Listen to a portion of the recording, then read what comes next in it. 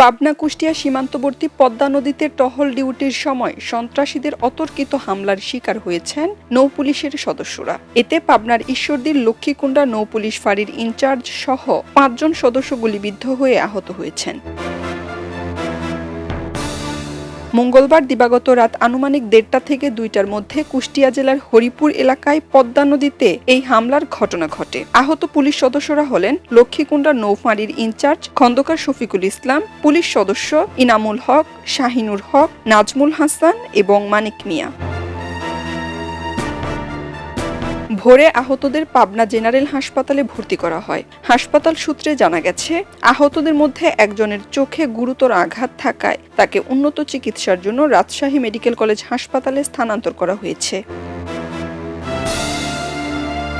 হাসপাতালে চিকিৎসাধীন নৌপুলিশের ইনচার্জ শফিকুল ইসলাম জানান, পদ্মা নদীতে অবৈধভাবে বালু কাটার সংবাদ পেয়ে লক্ষ্মীকুণ্ডা ফাঁড়ি থেকে পুলিশের একটি দল অভিযানে বের হয়। রাত ১:৩০ থেকে ২টার দিকে তারা যখন পাবনা কুষ্টিয়া সীমান্তবর্তী হরিপুর এলাকায় পৌঁছান, তখন হঠাৎ একটি স্পিডবোটে করে একদল অজ্ঞাতনামা সন্ত্রাসী এসে তাদের উপর অতর্কিত গুলি চালাতে শুরু করে।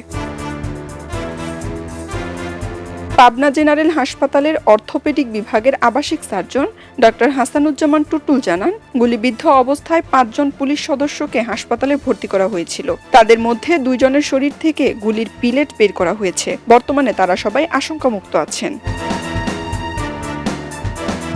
পাবনার অতিরিক্ত পুলিশ সুপার মোহাম্মদ মশিউর রহমান ঘটনার সত্যতা নিশ্চিত করে বলেন, ঘটনার পর এলাকায় অতিরিক্ত পুলিশ মোতায়েন করা হয়েছে এবং জড়িতদের শনাক্ত ও গ্রেপ্তারে অভিযান অব্যাহত রয়েছে। খবরের কাগজ, নিখাত, নির্ভীক, নিরপেক্ষ।